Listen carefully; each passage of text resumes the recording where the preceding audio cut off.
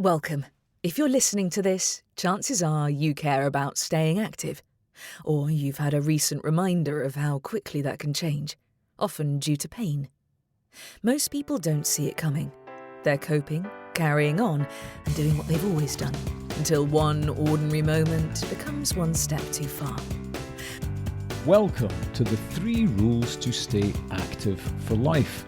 I'm Gavin Routledge, a lifestyle medicine professional, osteopath and author. And in this podcast, I'll share a few simple frameworks to help you suffer less pain and feel more confident about your current and future health. Have you heard the saying, you can't outrun a bad diet? This pretty much sums up the importance of this second essential practice: reduce.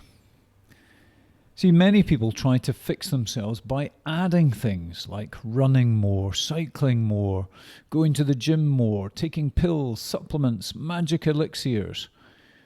But improvement often starts by removing obvious problems. So we're going to take you back to the cliff of pain, the cliff of health. Risks, remember, quietly push you toward the edge. And it's reducing risks. That's how you stop sliding closer to the edge. Load accumulates even when it feels manageable day to day. Here's an analogy. If you heavily load a plastic bag, many times, repeatedly, over time, it gradually stretches. And then one day it tears and all your shopping lands on the ground. Eventually, something gives, and that is due to cumulative overloading. So from the cliff model, remember, risks push you closer to the edge over time. Aggravators keep you down once you're struggling, and triggers are just the last straw. And reducing in this context isn't about avoiding triggers forever. That's no good. You want to be able to tie your shoelaces without fearing back pain, or lift the kettle without fearing elbow pain, or whatever your challenge may be. So reducing isn't about avoiding those things. It's about reducing the background load that makes triggers come into play. And if we go back to the previous episode and talk about measuring helps you see which risks and aggravators are actually present. Those patterns make it clearer what needs reducing first. So remember, triggers rarely cause problems on their own. You have to reduce upstream. Focus on the risks in the long term. Now, remember, the first rule was use it or lose it, but don't abuse it. Reduce is where the don't abuse it part really lives.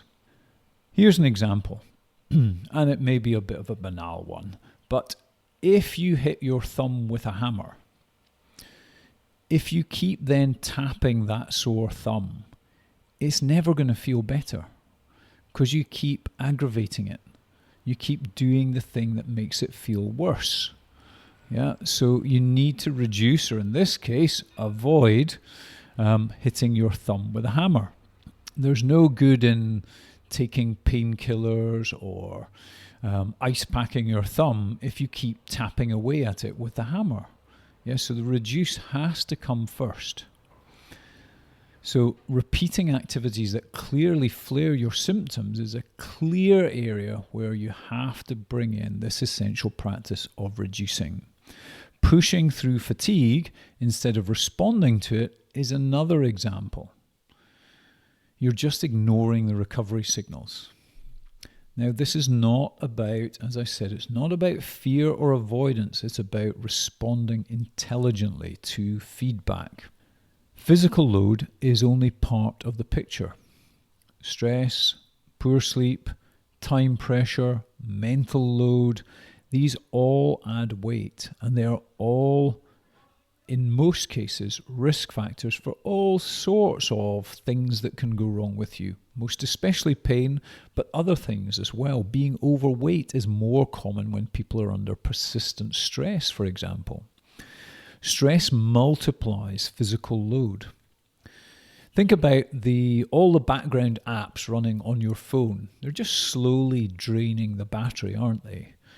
They're not the things that you're thinking about day to day, but they're there in the background, slowly draining that battery.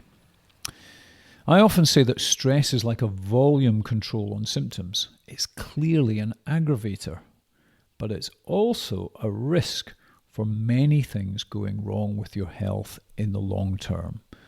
Now, remember, reducing is not the same as retreating from life. It's about temporarily lowering friction. It's about temporarily addressing the things that are clearly increasing the risk of something going wrong. And by doing that, capacity is preserved by removing those things, not by total avoidance, just by reducing them. So strategic reduction protects long-term capability.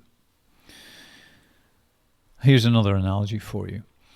You could choose to close the road, or we could just put little speed bumps on it.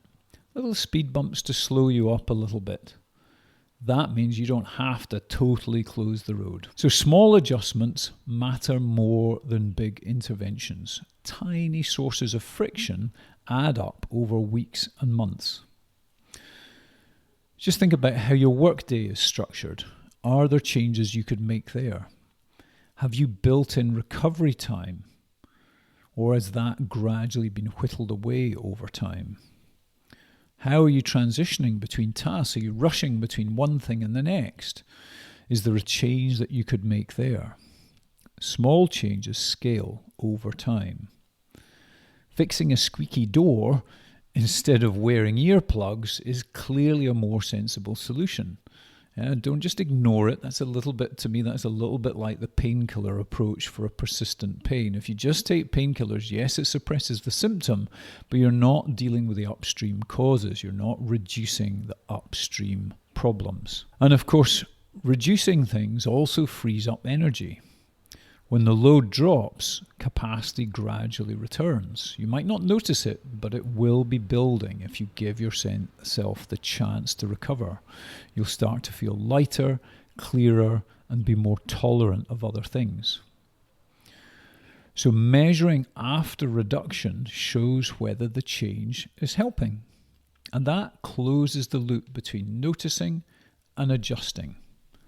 Your energy often returns before performance improves. You'll just start to feel better in yourself. Even though you're not necessarily knocking it out the park, you're just feeling a little bit more yourself again by removing those negative factors.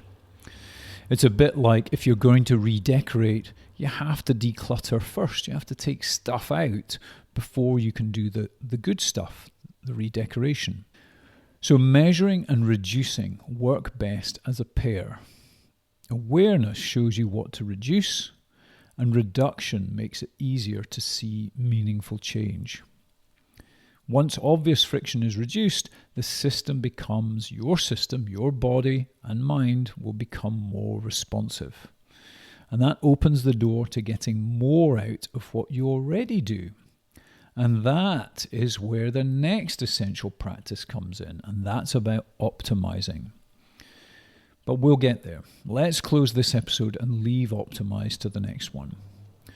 So getting better does not generally start with doing more. It often starts with stopping what's clearly holding you back, or at least reducing it. If today's episode sparked a shift in how you think about your body or your health, don't try to change everything at once. Choose one small action this week, something that nudges you towards staying active rather than avoiding discomfort. That's how confidence is rebuilt. You'll find further episodes exploring the 3 rules and the habits that matter most, not by doing more, but by doing things better. This program is provided for general information only and should not be taken as medical advice. If you have persistent or worsening symptoms, please seek appropriate medical guidance.